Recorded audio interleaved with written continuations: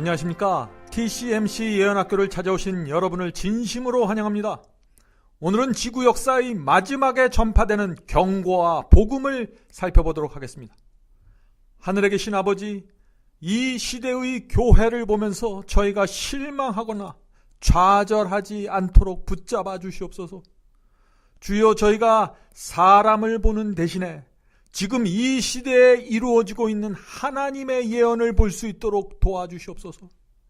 하나님의 말씀에 우리 자신을 바칠 수 있도록 붙잡아 주시옵소서. 내 뜻을 버리고 하나님의 뜻을 사모하면서 따라갈 수 있도록 인도해 주시옵소서. 주님, 이 세상이 너무나 어둡습니다. 그러나 저희는 하늘의 빛을 보고 살 수 있도록 저희의 눈을 들어서 축복해 주시옵소서. 예수 그리스도의 이름으로 간절히 기도드립니다. 아멘. 몇 해 전에 미국의 한 대학에서 복음이 세상 끝까지 전파되는 해를 컴퓨터로 계산해 보았습니다. 참 재밌는 계산을 했죠? 그들은 컴퓨터에 매해 아기가 태어나는 숫자, 그리고 주님을 영접하고 침례받는 사람들의 숫자, 그리고 사람들이 매해 죽어가는 숫자, 또 이슬람 교도들과 다른 종교인들이 증가하는 숫자, 이런 모든 변수들을 모아서 컴퓨터에 입력한 다음에 언제쯤 복음이 땅끝까지 전파돼서 예수께서 재림하실까를 계산해 보았던 것입니다. 자, 그 결과가 어떻게 나왔을까요? 성도 여러분, 놀라지 마시기 바랍니다. 그들의 계산에 의하면 앞으로 500년이 지나도 예수께서 오실 수 없다는 결과가 나왔습니다. 다시 말해서 500년이 지나도 복음이 땅끝까지 전파될 수 없다는 것입니다. 성경에 수백 번 예언되어 있는 그리스도의 재강림은 정말 이루어질 수 없는 망상일까요? 그렇지 않습니다. 그들은 잘못 계산했던 것입니다. 그들이 무엇을 잘못 계산했을까요? 그들은 마지막 때 하나님께서 14만 4천인에게 성령을 퍼부어 주셔서 복음을 땅끝까지 전파한다는 사실을 컴퓨터에 입력하지 않았던 것입니다. 성도 여러분, 지금 기독교에는 희망이 없어 보입니다. 마치 사탄이 마지막 라오디게아 교회 속에서 승리한 것처럼 보입니다. 그러나 지금 하나님께서는 그런 교회 속에서 14만 4천인을 부르셔서 그들의 이마에 인을 치고 계시는 것입니다. 그리고 그 14만 4천인에게 성령을 주시고 복음을 전파하셔서 주의 백성을 바벨론에서 불러내는 역사를 지금도 하고 계시는 것입니다. 오늘은 14만 4천인이 마지막 때 전파하는 그 경고의 기별과 복음을 살펴보도록 하겠습니다. 우리가 아는 것처럼 14만 4천인은 짐승의 환난 때 승리하는 성도들입니다. 그러므로 그들이 전하는 복음과 경고를 살펴보면 그 속에서 우리가 짐승의 표를 받지 않는 정확한 방법과 순서를 볼 수 있는 것입니다. 그러므로 우리는 그들이 전하는 복음을 이제부터 좀 자세히 살펴볼 필요가 있는 것이죠. 자, 14만 4천인은 세 가지 복음을 전합니다. 그들이 전하는 이 세 가지 복음이 마지막 시대의 기독교에서 알곡들을 깨워서 일으키게 되는 기별이 되는 것입니다. 성도 여러분, 마지막 시대에는 계시록 14장에 나오는 세 가지 복음을 정확하게 전하는 사람들이 주께서 보내신 종들이 되는 것입니다. 그러므로 오늘 말씀을 우리가 마음에 잘 새기면은 마지막 시대에 영을 분별하는 그 판단 기준을 여러분들이 얻게 되실 것입니다. 이제 마지막 시대에 전파되는 그 첫 번째 복음을 살펴보겠습니다. 요한계시록 14장 6절입니다. 또 보니 다른 천사가 공중에 날아가는데, 자, 여기서 천사는 마지막 때 복음을 전파하는 성도들을 뜻합니다. 왜 그럴까요? 왜냐하면 천사가 하늘을 날아다니면서 복음을 전하고 말씀을 전파하는 것이 아니기 때문에 그런 것이죠. 마지막 때 복음이 신속하게 전파되는 모습을 천사가 날아다니면서 복음을 전하는 것으로 사도 요한이 표현한 것입니다. 계속해서 읽겠습니다. 땅에 거하는 자들 곧 여러 나라와 족속과 방언과 백성에게 전할 영원한 복음을 가졌더라. 자, 온 세상에 영원한 복음이 전파되는 모습입니다. 그런데 사도 요한은 그냥 복음이라고 하지 않고 영원한 복음이라고 했습니다. 왜 그렇게 표현했을까요? 영원한 복음이란 영원토록 변치 않는 복음이라는 뜻입니다. 그러므로 영원한 복음이란 오래전에 선지자들과 사도들에 의해서 복음이 선포되었을 때 그때 그대로의 복음, 원래의 복음을 뜻하는 것입니다. 그래서 계시록 10장 7절에서도 선지자들이 전했던 그 복음이 전파될 것이라고 말했던 것입니다. 자, 그 말씀을 읽어보겠습니다. 일곱째 천사가 소리내는 날 그 나팔을 불게 될 때 하나님의 비밀이 그 종 선지자들에게 전하신 복음과 같이 이루리라. 자, 그러므로 영원한 복음이란 오래전에 선지자들이 전했던 복음을 말하는 것입니다. 영원한 복음이란 아브라함이 믿었었고 엘리야가 전했으며 다윗이 순종했고 그리고 12 제자와 사도들이 초대교회에게 전했던 그 복음, 그것이 영원한 복음입니다. 그러나 마지막 시대 기독교회 안에는 그들이 전했던 복음이 아닌 다른 복음이 전해지고 있기 때문에 문제가 되는 것입니다. 오늘날 교회 안에는 값싼 복음이 들어왔습니다. 그래서 진정으로 자신을 하나님께 바치고 말씀에 굴복하는 경험이 없이 그저 믿기만 하면 구원받는 것처럼 사람들을 이끌어가고 있는 것입니다. 마지막 시대에는 거짓 복음이 교회를 채우고 있기 때문에 하나님께서는 말세에 당신의 종들을 교회에 보내서 영원한 복음을 전하시는 모습이 계시록 14장에 지금 나오는 것입니다. 영원한 복음이 갖고 있는 가장 큰 특징이 무엇일까요?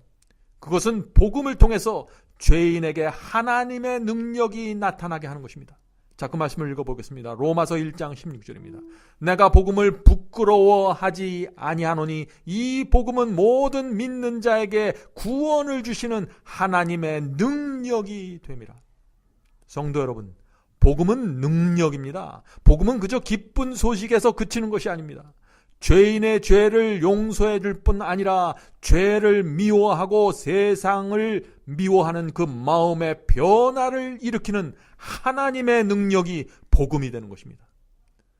자, 이어지는 7절부터 영원한 복음의 그 내용이 소개됩니다. 계시록 14장 7절입니다. 그가 큰 음성으로 가로되 하나님을 두려워하며. 마지막 시대에 전파되는 복음의 첫 번째 단계는 하나님을 두려워하라는 것입니다. 하나님을 두려워한다는 것이 어떤 뜻일까요? 오늘 많은 사람들이 하나님을 두려워하라 하는 이 말씀을 오해하고 있습니다. 하나님을 두려워하라는 것은 하나님을 무서워하고 벌벌 떨라는 뜻이 아니죠. 하나님을 두려워한다는 말은 영어 성경에 fear God이라고 되어 있습니다. 성경에서 fear God, 하나님을 두려워한다는 것은 하나님을 경외하고 순종하라는 뜻입니다. 그 말씀이 신명기 8장 6절에 있습니다. 내 하나님 여호와의 명령을 지켜 그 도를 행하고 그를 경외할지어다. 자, 그러므로 하나님을 진정으로 경외하고 두려운 사람은 어떻게 한다고 했어요? 하나님의 명령을 지키고 그 도를 행한다고 했습니다. 하나님의 말씀에 순종하게 될 것이라는 말씀입니다. 신명기 10장 12절 말씀 또 읽어보겠습니다. 이스라엘아, 내 하나님 여호와께서 내게 요구하시는 것이 무엇이냐? 곧 내 하나님 여호와를 경외하며 두려워하며. 자, 이 이어지는 말씀에서 그 하나님을 두려워하고 경외하는 것이 어떤 경험인지 설명합니다. 계속해서 읽겠습니다. 그 모든 도를 행하고 그를 사랑하며 마음을 다하고 성품을 다하여 내 하나님 여호와를 섬기고. 자, 하나님을 경외하고 두려워하는 것이 무엇이라고 했습니까? 하나님의 모든 구원의 도를 행하고 사랑하는 것이라고 했습니다. 그리고 마음을 다하여 성품을 다하여 여호와 하나님을 섬기는 것이라고 말씀하시는 것입니다. 자, 계속해서 7절, 계시록 14장 7절 보겠습니다. 그에게 영광을 돌리라. 자, 이 말씀을 지난 강의에서 우리가 배웠습니다. 하나님께 영광을 어떻게 돌린다고 했었죠? 하나님의 영광은 하나님의 성품을 뜻한다고 했습니다. 그러므로 하나님의 성품을 세상 앞에 보여주고 나타내는 것이 하나님께 영광을 돌리는 것입니다. 자, 그렇다면 어떻게 우리가 하나님께 영광을 돌릴 수 있을까요? 우리는 두 가지 방법으로 영광을 돌릴 수 있습니다. 첫 번째는 선한 행실을 통해서 하나님께 영광을 돌릴 수 있습니다. 자, 마태복음 5장 16절입니다. 너희 빛을 사람에게 비추게 하여 저희로 너희 착한 행실을 보고 하늘에 계신 너희 아버지께 영광을 돌리게 하라. 자, 이 말씀 분명하죠? 우리의 착한 행실과 선한 행실을 통해서 사람들이 하나님을 바라보고 그분께 영광을 돌리게 된다 하는 말씀입니다. 자, 두 번째는 그리스도를 닮은 성품의 열매로 하나님께 우리가 영광을 돌릴 수 있는 것입니다. 자, 요한복음 15장 8절에 그 말씀이 있습니다. 저희가 과실을 많이 맺으면 내 아버지께서 영광을 받으실 것이며. 자, 여기서 과실이라고 했는데 과실은 성품과 생애 속에 맺히는 성령의 열매를 뜻하는 것입니다. 자, 그런데 어떤 사람들에게 그 열매가 맺히게 될까요? 성령의 열매는 하나님과 그분의 말씀에 자신을 바친 사람들에게 맺히는 것입니다. 그러나 오늘날 사탄은 아무에게나 방언이 나타나고 이적이 나타나게 해서 사람들을 미혹하고 있는 것입니다. 그러나 진짜 성령은 주님의 말씀에 순종하는 사람들에게 나타난다고 하시는 것입니다. 자, 사도행전 5장 32절에 그 말씀이 있죠. 이 말씀은 중요한 말씀입니다. 우리는 이 일의 증인이요 하나님이 자기를 순종하는 사람들에게 주신 성령도 그러하니라. 얼마나 분명한 말씀입니까? 하나님께 순종하지 않는 사람들에게 왜 하나님께서 성령을 주실까요? 그럴 이유가 없는 것입니다. 자, 이어서 사도 요한은 하나님께 영광을 돌려야 하는 이유를 이렇게 설명합니다. 자, 요한계시록 14장 7절입니다. 이는 그의 심판하실 시간이 이르렀음이니. 왜 하나님을 두려워하고 영광을 돌려야 한다고 했습니까? 하나님께서 심판하실 시간이 이르렀기 때문에 그렇다고 했습니다. 자, 그렇다면 언제 하나님의 심판이 시작될까요? 우리가 다니엘서 8장에서 배웠습니다. 2300일 예언이 끝나는 그 1844년부터 하늘 지성소에서 심판이 시작되었다고 했습니다. 그러므로 지금은 대속죄일의 경험을 해야 될 때고 심판이 진행되는 시간인 것입니다. 하나님께 영광을 돌리는 삶을 살아야 하는 때가 된 것입니다. 심판받는 사람처럼 우리가 살아가야 하는 것입니다. 성도 여러분, 마지막 시대에 하나님을 두려워하고 주의 말씀에 순종하는 성도들은 구원받게 될 것입니다. 그러므로 이제라도 우리가 정신 차리고 더 늦기 전에 창조주 하나님을 올바로 경배해야 하는 것입니다. 각 시대마다 심판이 오기 전에 하나님을 두려워하고 순종했던 사람들은 구원받았습니다. 노아의 때도 마찬가지입니다. 노아는 홍수 심판이 곧 오므로 하나님을 두려워하고 방주에 들어가라고 설교했습니다. 그의 말씀을 받아들이고 방주에 들어갔던 사람들은 구원받았던 것입니다. 롯의 때도 마찬가지죠.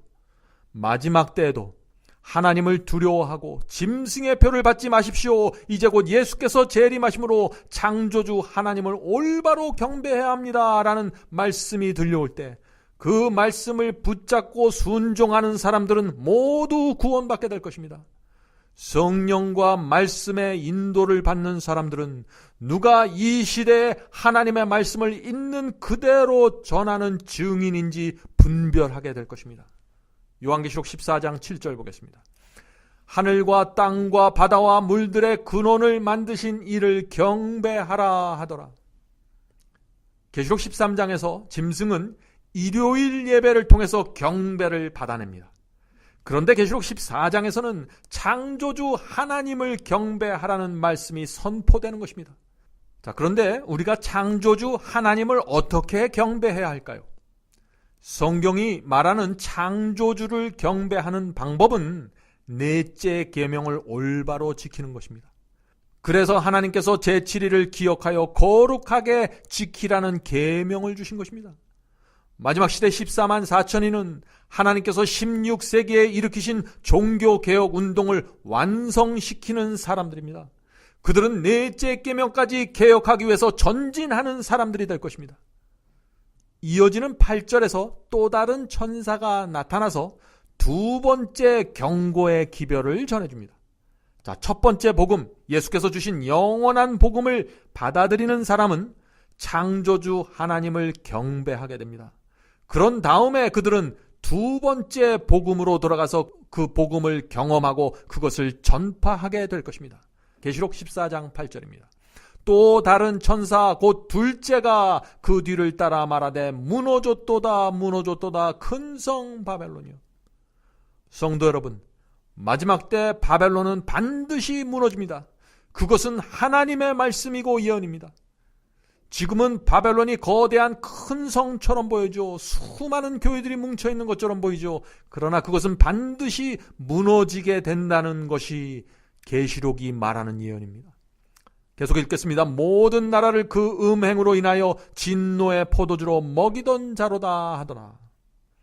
여기 바벨론이 무너지는 두 가지 이유가 나옵니다. 자, 그것이 무엇인가요? 첫 번째는 음행입니다. 두 번째는 진노의 포도주를 먹이는 것입니다. 바벨론이 이 두 가지 때문에 무너질 수밖에 없는 것입니다. 성도 여러분, 두 번째 나오는 이 복음은 예레미야 선지자가 고대 바벨론이 무너질 것을 예언했던 그 말씀에서 빌려다가 인용하는 것입니다. 그때도 지금과 똑같은 일들이 이스라엘에 있었던 것입니다. 자, 그 말씀 읽어보겠습니다. 예레미야 51장 5절부터 8절입니다. 대저 이스라엘과 유다가 이스라엘의 거룩한 자를 거역함으로 죄가가 땅에 가득하나 그 하나님 만군의 여호와에게 버림을 입지 아니하였나니 바벨론 가운데서 도망하여 나와서 각기 생명을 구원하고 그의 죄악으로 인하여 끊침을 보지 말지어다. 자, 이 말씀이 무슨 뜻입니까?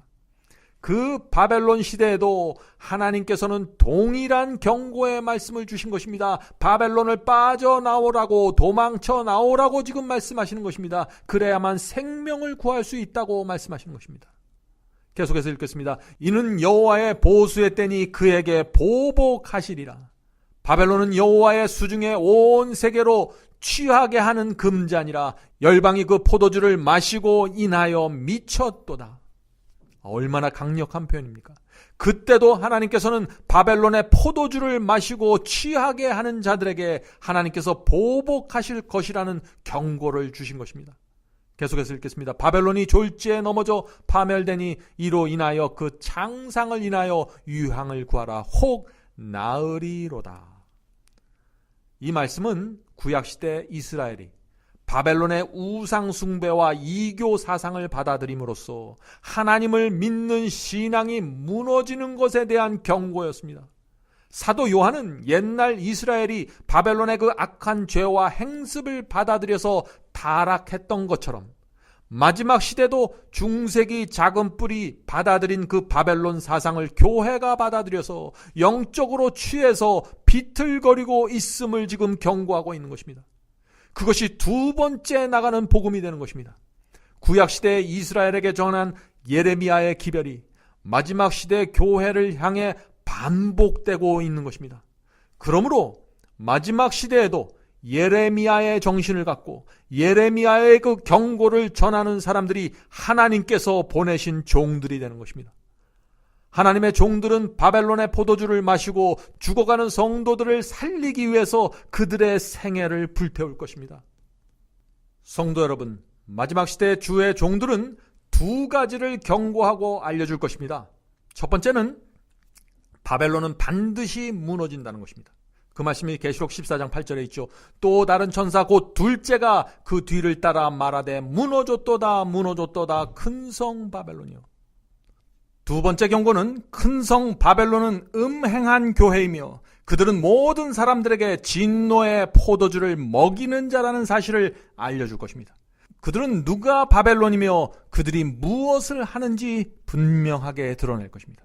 계시록 14장 8절에 그 말씀이 있습니다. 큰 성 바벨론이요 모든 나라를 그 음행으로 인하여 진노의 포도주로 먹이던 자로다 하로다. 마지막 시대에 왜 이런 말씀이 전파되어야 할까요? 왜냐하면 주의 백성들이 바벨론이 무엇인지도 모른 채 그 속에서 길을 잃어버리고 빠져나오지 못하기 때문입니다. 성도 여러분, 바벨론이 무너진다는 것이 무슨 뜻일까요?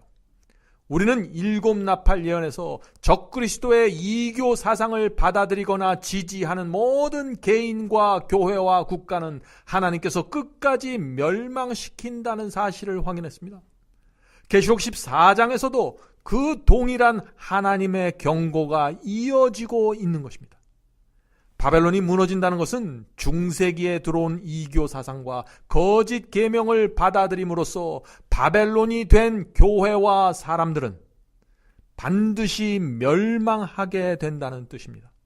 그래서 하나님께서는 마지막 시대에 주의 종들을 보내서 바벨론의 죄를 알려주고 그들이 나눠주는 취하게 하는 포도주를 마시지 말라고 알려주시고 호소하시는 것입니다. 바벨론의 사상과 행습에서 나오는 것만이 살 길이라고 호소하는 것이 하나님의 말씀입니다.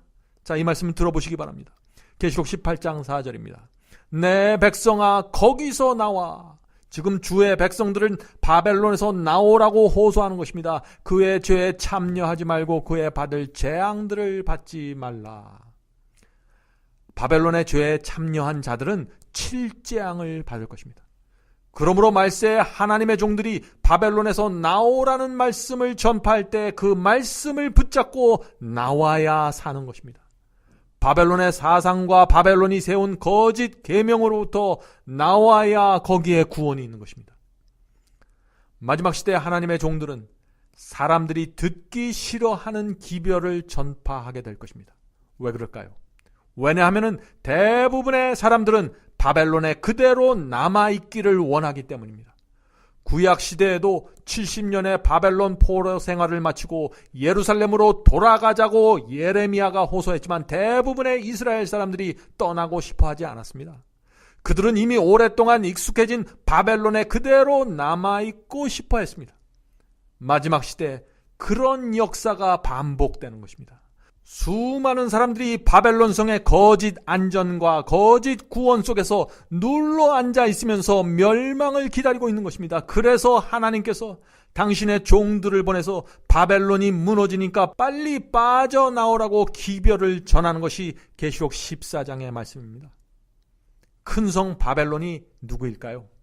히브리어로 바벨은 혼잡, confusion입니다. 혼잡이라는 뜻을 가지고 있습니다.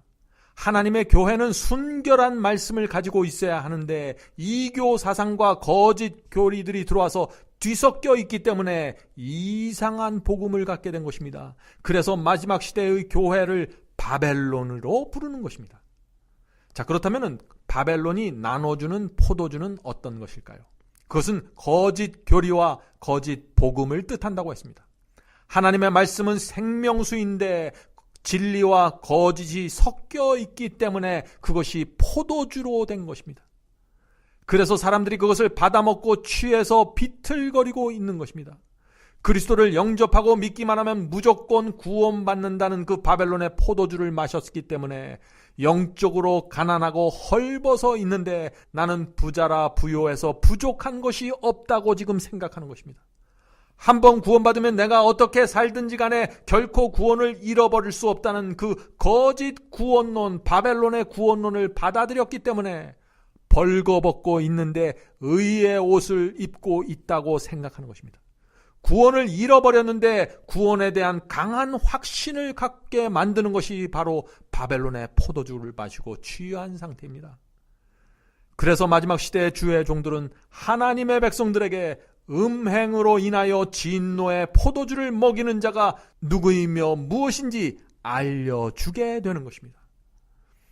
바벨론은 음행을 한다고 했습니다. 음행이 무엇입니까? 성경에서 음행은 영적 간음을 뜻합니다. 영적 간음이 무엇일까요? 구약시대 하나님의 백성이 말씀과 계명을 버리고 우상 숭배에 빠졌을 때 성경은 이스라엘이 음행했다고 말하고 있는 것입니다. 그러므로 하나님의 교회가 진리의 말씀 대신에 이교 사상과 거짓 교리를 받아들이는 것이 바로 영적 간음, 음행이 되는 것입니다. 그러므로 음행과 바벨론의 포도주를 마시는 것은 같은 뜻입니다. 자, 바벨론의 포도주에는 어떤 종류들이 있을까요? 마틴 루터와 종교 개혁자들이 많은 것을 고치고 회복했습니다. 그러나 여전히 중세기 작은 뿌리 세워놓은 이교의 가르침이 기독교에 깊숙이 들어와 있는 것입니다. 어떤 것들이 있습니까? 악인들이 죽지도 못하고 영원히 지옥불에서 지글지글 불타면서 고통당하게 된다는 그 지옥설이 있습니다. 사람이 죽으면 영혼이 연기처럼 빠져나가서 허공을 떠돌아다닌다는 그 영혼불멸설이 그것입니다. 천국과 지옥 사이의 중간 상태에 연옥이 있다는 가르침, 성경에는 연옥이라는 것이 전혀 없습니다. 또 갓난아기에게 베푸는 영아 세례가 그것입니다. 성경에는 침례가 있지 영아 세례는 없습니다. 아무것도 모르는 어린아기, 자신의 존재 자체도 모르는 아기에게 어떻게 세례를 베풀 수 있나요? 성경이 말하는 침례는 자신의 존재를 인식하고 하나님의 뜻과 말씀을 이해하고 받아들이는 사람에게 베푸는 의식입니다. 자아와 옛생에는 물속에서 장사 지내고 새로운 피조물로 부활하는 것을 믿는 사람들에게 베푸는 것이 침례인데 어떻게 아기에게 영아 세례를 베풀 수 있을까요? 문제입니다. 또한 교황은 잘못을 범할 수 없으며 사람을 교회의 머리로 받드는 교황 제도도 바벨론의 포도주가 되는 것입니다. 하늘 성소에 계시는 그리스도께 나가는 대신에 이 땅의 사람에게 나가 죄를 고백하는 고해 성사도 바벨론의 포도주이죠. 또 안식일 대신에 태양신의 예배일에 예배드리는 일요일 성수설 바벨론의 포도주가 되는 것입니다. 이런 모든 가르침들이 중세기로부터 지금까지 내려오고 있는 바벨론의 포도주가 되는 것입니다. 오늘날 교회에서 하나님을 믿으라고 말합니다. 그리고 예배드리고 기도합니다. 그러나 교회에서 나눠주고 있는 그 복음과 교리는 사람들을 취하게 하는 포도주입니다. 그래서 말세 수많은 사람들이 혼돈하고 기만당하게 되는 것입니다. 중세기 암흑시대에도 그 똑같은 상황이 벌어졌던 것입니다. 천주교의 사제들과 신부들이 주님의 이름으로 기도하고 예배드리면서 태양신교의 교리와 행습을 가지고 교회에 들어왔습니다. 그것도 성서적으로 멋지게 포장해서 가지고 들어왔습니다.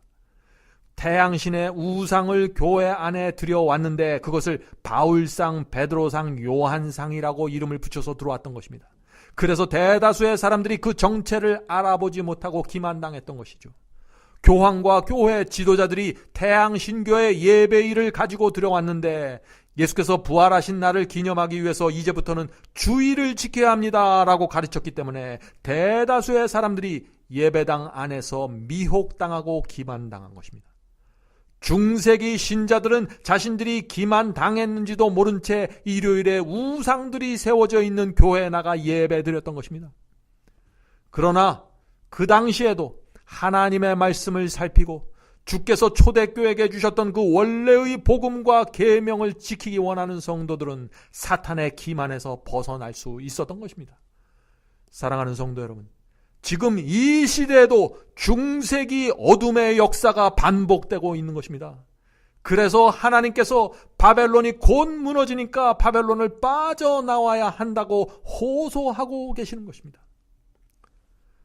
계시록 14장 9절부터 요한은 마지막 시대에 전파되어야 할 세 번째 경고의 기별을 보여주고 있습니다. 첫 번째 기별이 무엇이었죠? 영원한 복음과 심판의 기별이었습니다. 두 번째 기별은 바벨론의 정체를 알려주고 취하게 하는 포도주를 마시지 말라는 경고의 말씀이었습니다.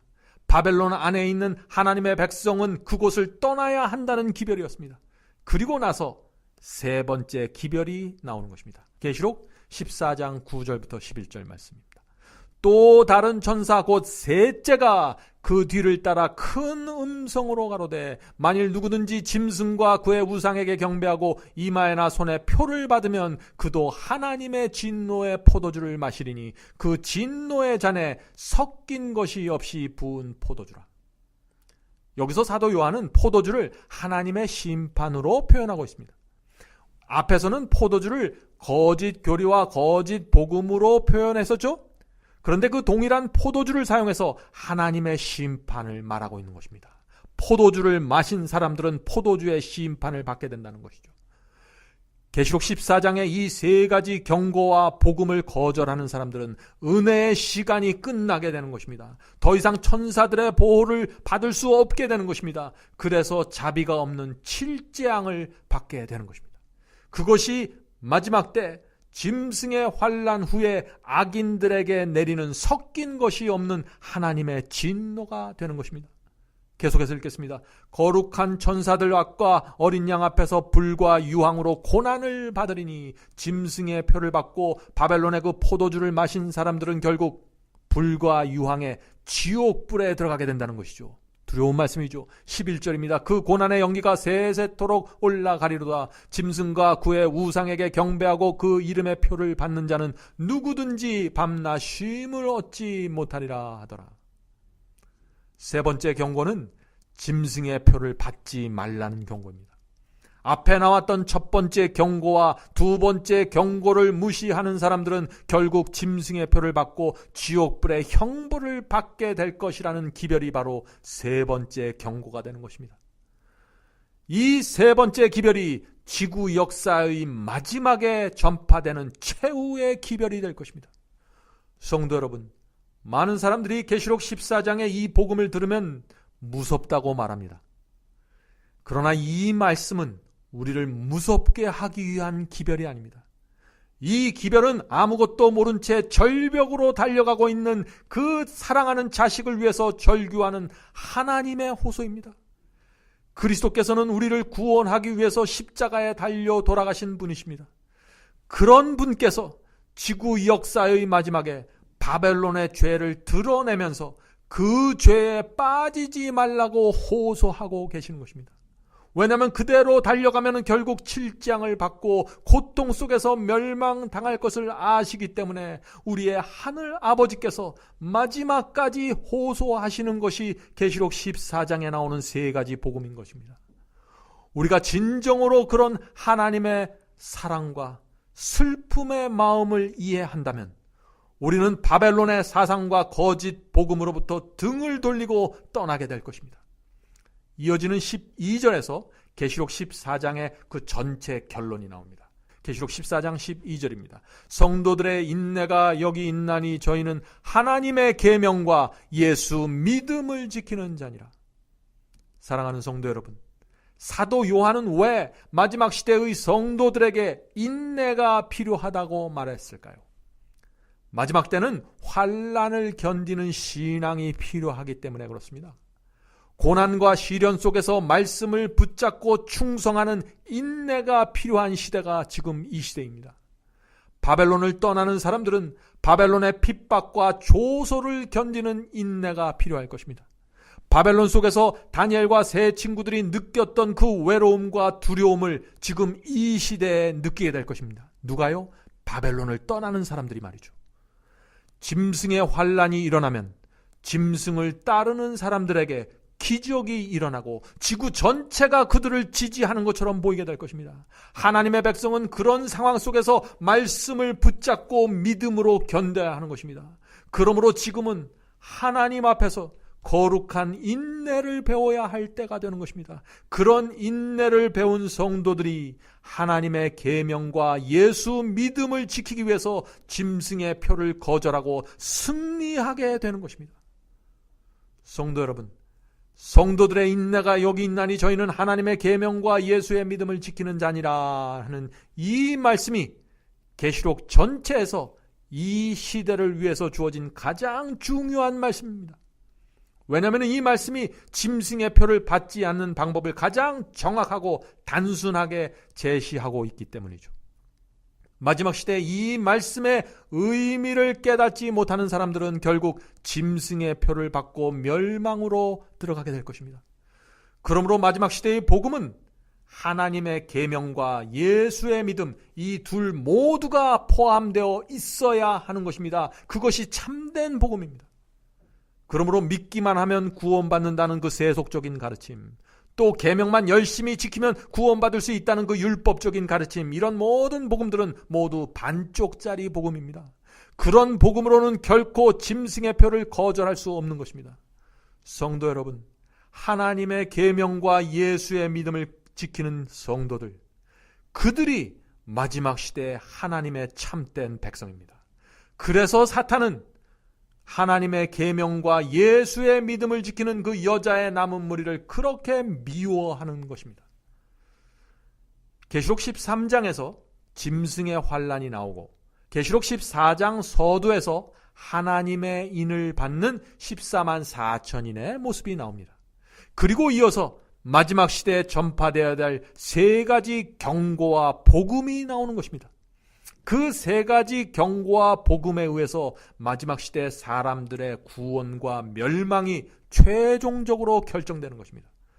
그리고 14장 후반부터는 앞에 나온 그 세 가지 경고와 복음을 받아들인 사람들과 또 거절한 사람들에 대한 심판이 나옵니다. 자, 이것이 계시록 14장의 구조입니다. 그러므로 계시록 14장 14절부터 마지막 절까지는 두 추수에 대한 말씀이 나옵니다. 먼저 곡식으로 상징된 의인들에 대한 추수가 나오고 그 다음에는 포도송이로 상징된 악인들에 대한 추수가 나옵니다. 자, 말씀 읽어보겠습니다. 계시록 14장 14절부터 16절입니다. 또 내가 보니 흰 구름이 있고 구름 위에 사람의 아들 같은 이가 앉았는데, 자, 사람의 아들 같은 이, 예수님을 말씀하시는 것이죠. 그 머리에는 금면류관이 있고 그 손에는 이 한 낫을 가졌더라. 자, 이 장면은 예수께서 낫을 들고 추수하시는 장면을 지금 표현하는 것입니다. 마지막 때 계시록 14장의 세 가지 경고와 복음이 전파되면 예수께서 낫을 들고 추수를 시작하시는 것입니다. 마지막 경고와 복음을 받아들이는 성도들의 태도에 따라서 알곡이 되고 가라지로 나눠지게 되는 것입니다.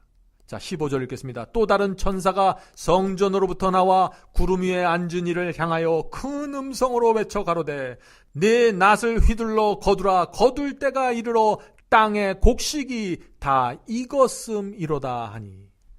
자, 이 장면이 어떤 장면입니까? 이 장면은 땅의 곡식들이 다 익었으니 추수를 시작하라고 외치는 장면입니다. 자, 이 장면이 무엇을 뜻하나요? 세상 모든 사람들이 자신의 운명을 결정했다는 것입니다. 충분히 익었다는 것입니다. 짐승의 표를 받은 사람과 거절한 사람들로 충분하게 분명하게 나누어졌다는 것입니다. 마지막 복음을 거절한 사람들은 가라지로 분류되고 복음으로 변화된 알곡들은 알곡대로 모아서 단으로 묶여지게 되는 것입니다. 자, 16절 읽겠습니다. 구름 위에 앉으시니가 낫을 땅에 휘두름에 곡식이 거두어지니라. 바벨론의 배와 배도를 떠난 성도들, 그 마음과 생애 속에 풍성한 열매를 가진 알곡으로 거두어지게 되는 것입니다. 사도 요한은 알곡의 추수에 이어서 포도송이의 추수를 보여줍니다. 악인들의 심판을 말하는 것이죠. 자, 계시록 14장 17절부터 20절입니다.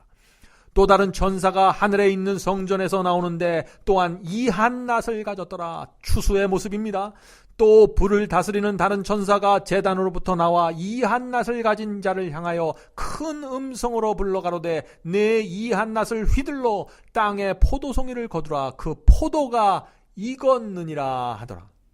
자, 포도가 익었다는 것은 악인들의 자신의 운명을 분명하게 스스로 결정했다는 것입니다. 포도송이는 짐승의 표를 받은 악인들을 상징하는데, 악인들을 바벨론의 포도주를 너무나 많이 마셔서 포도송이가 되어버린 모습으로 지금 표현한 것입니다. 이런 장면에서 우리는 사도 요한이 악인들의 문제가 무엇인지 보여주려고 애쓰는 모습을 볼 수 있는 것이죠. 자, 19절 읽겠습니다. 천사가 낫을 땅에 휘둘러 땅에 포도를 거두어 하나님의 진노의 큰 포도주 틀에 던지매. 자, 이 말씀은 바벨론의 포도주에 취하여 포도송이가 된 그 악인들을 포도주 틀에 넣어서 짓이기는 형벌의 장면을 말하는 것입니다. 자, 계시록 14장 19절부터 20절입니다. 천사가 낫을 땅에 휘둘러 땅에 포도를 거두어 하나님의 진노의 큰 포도주 틀에 던짐에 성 밖에서 그 틀이 밝히니 틀에서 피가 나서 말 굴레까지 닿았고 1600 스타디온에 퍼졌더라. 이 장면은 포도송이를 포도주 틀에 넣고 밟으니까 악인들의 피가 넘쳐나는 장면입니다. 말 굴레의 높이까지 피들이 올라온다는 것입니다. 그래서 흘러넘치는 장면을 말하고 있는 것이죠. 여기서 1600 스타디오는 구약시대 하나님의 백성이 살던 팔레스타인 지역의 전체 길이를 뜻하는 것으로 볼 수 있습니다. 다시 말해서 악인들의 피가 하나님의 교회와 세상 전체로 흘러 넘쳤다는 것입니다. 물론 이 말씀은 영적으로 하나님의 심판을 표현하는 말씀이죠. 그런데 하나님께서 왜 이토록 참혹하게 악인들에 대한 심판을 우리에게 보여주실까요? 우리를 무섭게 협박해서 하나님을 따라오게 만들려고 하는 것일까요? 그렇지 않습니다. 우리 하늘 아버지께서는 그런 분이 아니십니다. 성도 여러분, 잊지 마시기 바랍니다. 지옥불의 심판은 인간을 위해서 만들어진 것이 아닙니다. 제가 좀 이상한 말씀을 하나요? 예수께서는 지옥불은 마귀와 악령들을 위해서 준비된 것이라고 했습니다. 자, 그 말씀을 보시죠. 마태복음 25장 41절입니다. 마귀와 그 사자들을 위하여 예비된 영영한 불에 들어가라. 지옥불은 마귀와 사자들을 위해서 예비됐다고 했습니다. 지옥불은 인간을 위해서 만들어진 곳이 아닙니다. 자, 그렇다면 왜 사람이 지옥불의 심판을 받게 될까요? 왜냐하면 끝까지 사탄이 지배하는 바벨론에 남아있기 때문에 그렇습니다. 바벨론의 포도주를 끝까지 마시기로 결정했기 때문입니다. 사탄과 연결된 것들은 모두 사탄과 함께 지옥불에 끌려 들어가게 되는 것입니다. 자, 여기서 질문에 대한 답을 드리는 시간을 갖겠습니다. 이런 질문을 주셨습니다. 짐승의 환난과 7재앙은 얼마나 긴 기간일까요? 하는 질문입니다. 우리는 예수께서 하신 다음과 같은 말씀에서 마지막 환난의 길이를 예측할 수 있습니다. 마태복음 24장 21절부터 22절입니다. 이는 그때 큰 환난이 있겠습니다. 마지막 환난입니다. 창세로부터 지금까지 이런 환난이 없었고 후에도 없으리라. 그 날들을 감하지 아니할 것이면 모든 육체가 구원을 얻지 못할 것이나. 자, 창세로부터 없던 큰 환난이기 때문에 그 환난의 날들을 감해야 한다는 뜻이죠. 계속해서 읽겠습니다. 그러나 택하신 자들을 위하여, 의인들을 위하여 그 날들을 감하시리라. 얼마나 감사합니까? 하나님께서 의인들을 살리기 위해서 환난의 날들을 감해 주신다는 하나님의 약속입니다. 그러므로 길지 않은 기간 동안 짐승의 환난이 전 세계로 확산될 것입니다. 그 기간 동안 계명을 지키는 여자의 후손들은 재판장에 서게 될 수도 있습니다. 재판장에서 하나님의 말씀과 성경이 말하는 하나님의 예배일에 대해서 증언하게 될 것입니다. 그들은 다니엘과 요한계시록이 말하는 적그리스도에 대해서 분명하게 말할 것입니다. 그때 많은 사람들이 순교의 길을 걸어가게 될 것입니다. 전 세계의 뉴스와 미디어 매체들이 여자의 후손들이 하는 그 말과 증언을 보도할 것입니다. 온 세상은 그때 여자의 후손들에게 이목을 집중시키게 될 것입니다. 그들이 하는 말 한마디 한마디를 귀를 기울이고 그들의 행동 하나하나를 살피게 될 것입니다. 그들이 왜 저렇게 죽음을 목전에 두고서 하나님의 말씀 위에 서는지 살펴보는 것입니다. 그때는 그들이 작은 소리로 말할지라도 큰 소리 외침으로 나가게 될 것입니다. 온 세상이 그들의 심각한 증언을 들으면서 마지막 경고를 받을 것인지 거절할 것인지를 결정하게 될 것입니다. 사랑하는 성도 여러분, 불무불과 사자굴의 환난을 통하여 복음이 순식간에 바벨론 전체에 퍼졌던 역사가 마지막 시대에 반복되는 것입니다. 짐승의 환난을 통해서 복음이 순식간에 땅끝까지 전파될 것입니다. 환난이 크면 클수록 하나님의 역사도 크게 일어나게 될 것이고 복음도 큰 능력과 영광으로 전파되게 될 것입니다. 다음 시간에는 우리가 7재앙을 살펴보도록 하겠습니다. 기도하겠습니다. 하늘에 계신 아버지, 저희 마음에 성령을 주시옵소서. 환난 너머에 있는 그리스도의 재림을 우리가 볼 수 있도록 해 주시옵소서. 환난이 온다는 것은 그리스도께서 오신다는 사실을 우리에게 말해주고 있다는 사실을 기억하게 도와주시옵소서. 재림에 대한 소망이 이 세상 염려와 환난에 대한 걱정을 태워서 잠재울 수 있도록 도와주시옵소서. 하나님의 인을 받은 성도들에게 주어지는 마지막 때의 그 하나님의 보호와 은혜와 영생을 바라보면서 우리가 오늘 이 시간도 우리의 마음과 생애를 주 앞에 드리게 축복해 주시옵소서. 예수 그리스도의 이름으로 간절히 기도드립니다. 아멘. 감사합니다. 다음 시간에 뵙겠습니다. 안녕히 계십시오.